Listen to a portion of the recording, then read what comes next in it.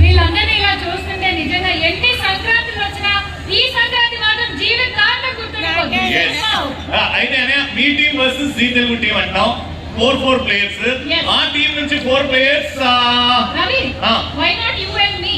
Yes, you, me, పవిత్ర గారు